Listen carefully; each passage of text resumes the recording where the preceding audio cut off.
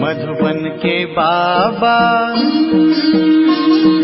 मधुबन के बाबा मुरली वाले, आपका क्या कहना, आपका क्या कहना। मधुबन के बाबा मुरली वाले, आपका क्या कहना, आपका क्या कहना। ओम शांति। 18/3/2024 प्रातः मुरली। ओम शांति। बापदादा मधुबन। मीठे बच्चे, विचार सागर मंथन कर। एक ऐसी टॉपिक निकालो जो सब जगह एक ही टॉपिक पर भाषण चले। यही है तुम्हारी यूनिटी। प्रश्न: कौन सी मेहनत करते करते तुम बच्चे पास विद ऑनर हो सकते हो? उत्तर: कर्म बंधन से अतीत बनो। जब किसी से बात करते हो तो आत्मा भाई समझ भाई को देखो। बाप से सुनते हो तो भी बाप को भ्रुकुटी में देखो। भाई भाई की दृष्टि से वह स्नेह और संबंध पक्का हो जाएगा। यही मेहनत का काम है। इससे ही पास विद ऑनर बनेंगे। ऊंच पद पाने वाले बच्चे यह पुरुषार्थ अवश्य करेंगे। ओम शांति।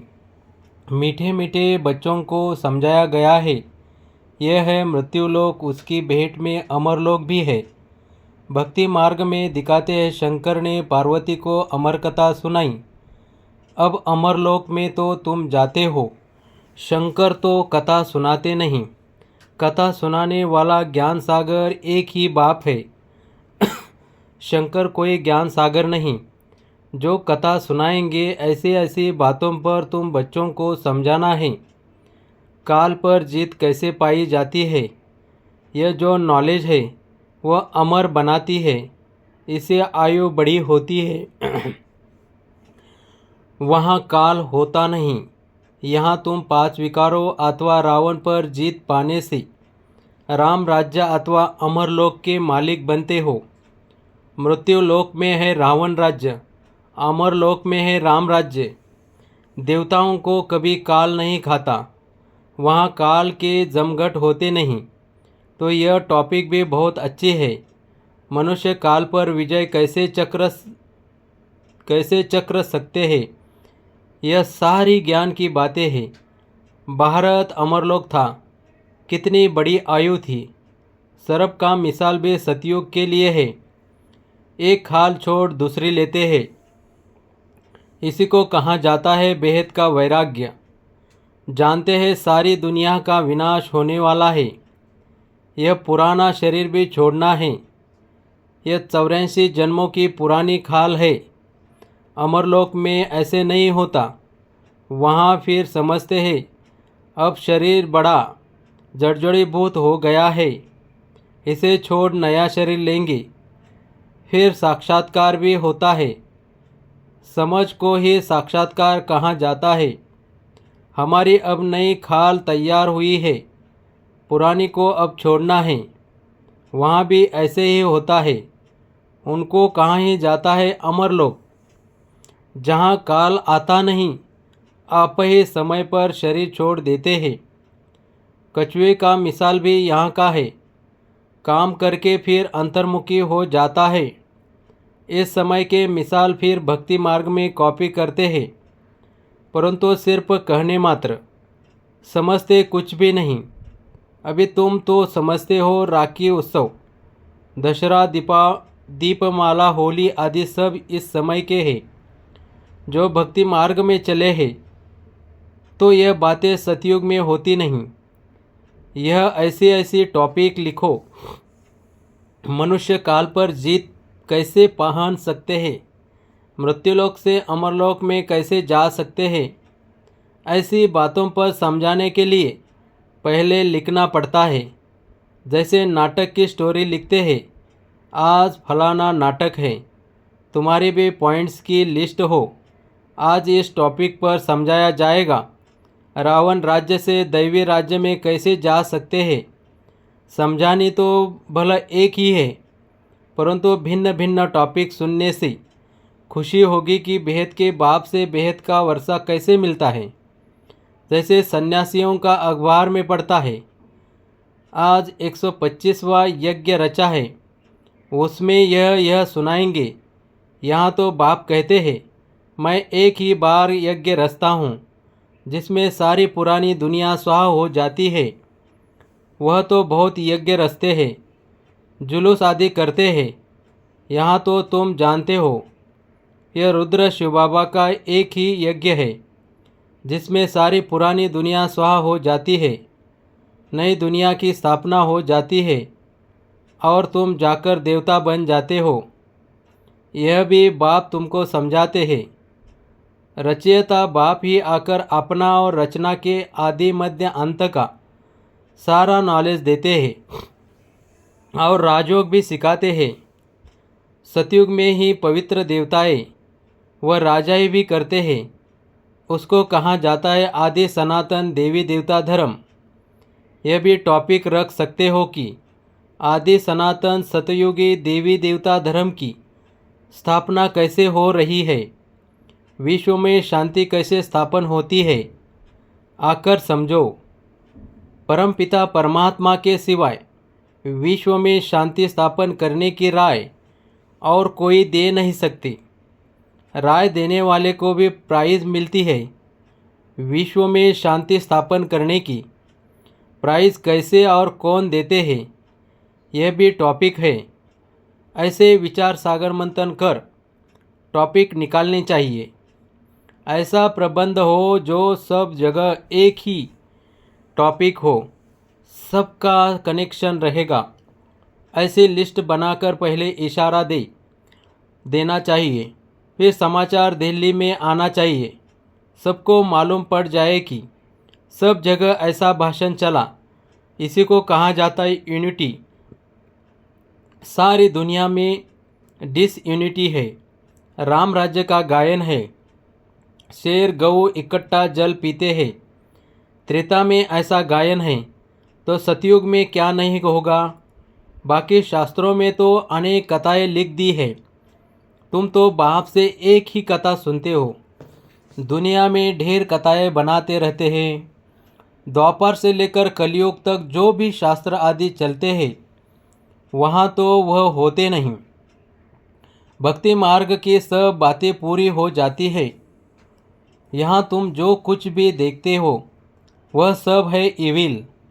उनको देखते हुए न देखो, सुनते हुए न सुनो। अब जो बाप समझाते हैं वही बुद्धि में रखो। हम संगमयुगी ब्राह्मण कितने ऊंच हैं, देवताओं से भी ऊंच है।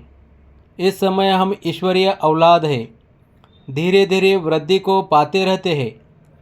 इतनी सहज बात भी किसी की बुद्धि में नहीं आती है। हम ईश्वरीय संतान हैं तो ज़रूर स्वर्ग के मालिक होने चाहिए, क्योंकि वह बाप स्वर्ग की स्थापना करते हैं। करोड़ों वर्ष कह देने कारण कोई बात याद नहीं रहती है। बाप आकर याद दिलाते हैं। यह तो 5000 वर्ष की बात है। तुम देवी देवता थे, अब फिर तुमको वही बनाते हैं। सम्मुख सुनने से कितनी खुशी और रिफ्रेशमेंट आ जाती है। बच्चे जो सयाने हैं, समझू है, उनकी बुद्धि में आता है हमको बाप से वर्षा तो ज़रूर लेना है। बाप नई दुनिया रचते हैं तो ज़रूर हम भी नई दुनिया में होने चाहिए। एक बाप के तो सब बच्चे हैं। सबका धर्म सबके रहने का स्थान, आना जाना सब भिन्न भिन्न प्रकार का है। कैसे जाकर मूल वतन में निवास करते हैं, यह भी बुद्धि में है। मूल वतन में सिजरा है, सूक्ष्म वतन में सिजरा नहीं दिखा सकते। वहाँ जो कुछ दिखाते हैं वह सब है साक्षात्कार की बातें। यह सब ड्रामा में नूंद है। फिर सूक्ष्म वतन में भी जाते हैं, वहाँ मूवी चलती है। बीच में मूवी का भी ड्रामा बनाया था, फिर टाकी बना है। साइलेंस का तो ड्रामा बन न सके। बच्चे जानते हैं हम साइलेंस में कैसे रहते हैं। जैसे वहाँ आत्माओं का सिजरा है वैसे यहाँ मनुष्यों का है। तो ऐसी ऐसी बातें बुद्धि में रख तुम भाषण कर सकते हो, फिर भी पढ़ाई में टाइम लगता है। करके यह भी समझ जाए, परंतु याद की यात्रा कहाँ जिससे धारणा और खुशी हो। अभी तुम यथार्थ रीति योग सीख रहे हो। बच्चों को समझाया है, सबको भाई भाई देखो। आत्मा का तख्त तो यह है, इसलिए भागीरथ बाबा का सिंहासन भी मशहूर है। जब किसी किसी को समझाते हो तो भी ऐसे समझो हम भाइयों को समझाते हैं। यही दृष्टि रही। इसमें ही भारी मेहनत है। मेहनत से ही ऊंच पद मिलता है। बाप भी ऐसे देखेंगे। बाप की नज़र भी भ्रुकुटी के बीच में जाएगी। आत्मा तो छोटी बिंदी है, सुनती भी वही है। तुम बाप को भी भ्रुकुटी के बीच में देखेंगे। बाबा भी यहाँ है तो भाई ब्रह्मा की आत्मा भी यहाँ है। ऐसे बुद्धि में रहने से तुम भी जैसे ज्ञान सागर के बच्चे ज्ञान सागर बन जाते हो। तुम्हारे लिए तो बहुत सहज है। गृहस्थ व्यवहार में रहने वालों के लिए ये अवस्था ज़रा मुश्किल है। सुनकर घर चले जाते हैं। वहाँ का वातावरण ही और है। यहाँ सहज है। बाबा युक्ति बहुत सहज बताते हैं। अपने को आत्मा समझो, बाप को याद करो, यह भी भाई है। इस दृष्टि से कर्म बंधन से अतीत हो जाएंगे। शरीर भी भूल जाता है, सिर्फ बाप ही याद रहता है। इसमें मेहनत करते रहेंगे तब पास विद ऑनर होंगे। ऐसी अवस्था में बिरला ही कोई रहता है। विश्व का मालिक भी वही बनते हैं। 8 रत्नों की माला है ना, तो पुरुषार्थ करना है। ऊंच पद पाने वाले कैसे भी करके पुरुषार्थ जरूर करते होंगे। इसमें दूसरी कुछ भी बातें निकलती नहीं हैं। भाई भाई की दृष्टि स्नेह और संबंध हो जाता है। दृष्टि वह जम जाती है। इसलिए बाप कहते हैं, तुमको बहुत गुह्य गुह्य बातें सुनाता हूँ। इसमें अभ्यास करना मेहनत का काम है। यहाँ भी बैठे हो तो अपने को आत्मा समझो। आत्मा ही सुनती है। सुनने वाली आत्मा को तुम देखते हो। मनुष्य तो कह देते आत्मा निर्लेप है, बाकी क्या शरीर सुनता है। यह तो रॉन्ग है। बाप तुमको गुह्य गुह्य बातें सुनाते हैं। मेहनत तो बच्चों को करनी है। जो कल्प पहले बने थे वह मेहनत ज़रूर करेंगे। अपना अनुभव भी सुनाएंगे। ऐसे हम सुनता हूँ, टेव आदत पड़ गई है। आत्मा को ही सुनाते हैं, मनमना भव।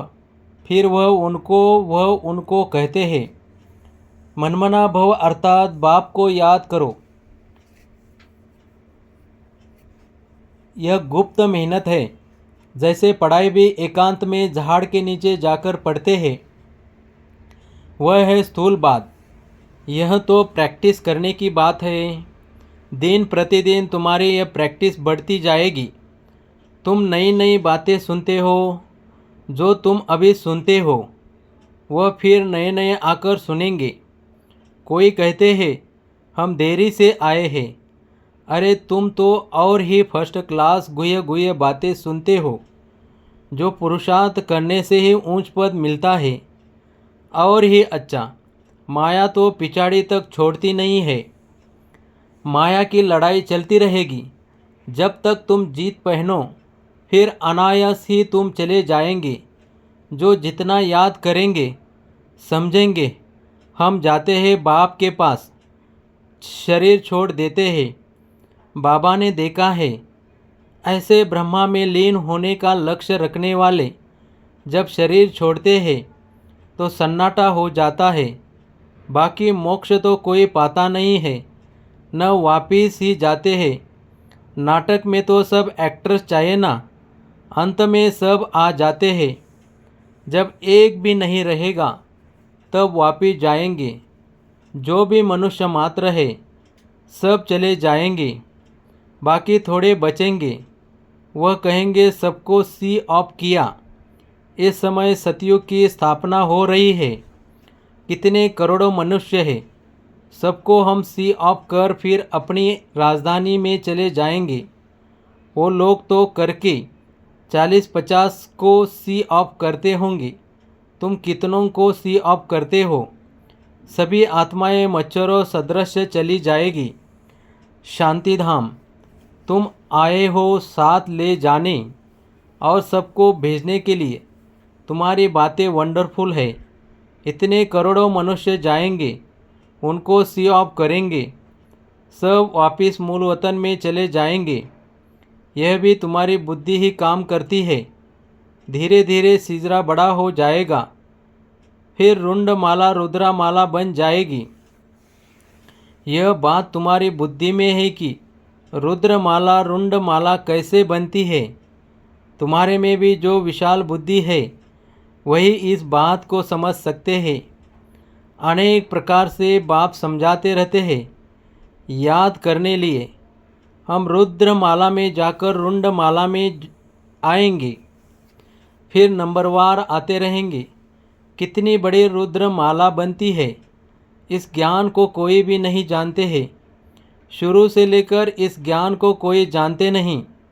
तुम संगम युगी ब्राह्मण ही जानते हो। इस संगम युग को याद करो तो सारी नॉलेज बुद्धि में आ जाएगी। तुम हो लाइट हाउस, सबको ठिकाने पर लगाने वाले। तुम कैसे अच्छे लाइट हाउस बनते हो? ऐसी कोई बात नहीं जो तुमसे लागू न होती हो। तुम सर्जन भी हो, शराब भी हो, धोबी भी हो। सभी खूबियाँ तुम्हारे में आ जाती है, महिमा तुम्हारी भी हो जाती है। परंतु नंबरवार पुरुषार्थ अनुसार जैसे जैसे कर्तव्य करते हो ऐसा ऐसा गायन होता है।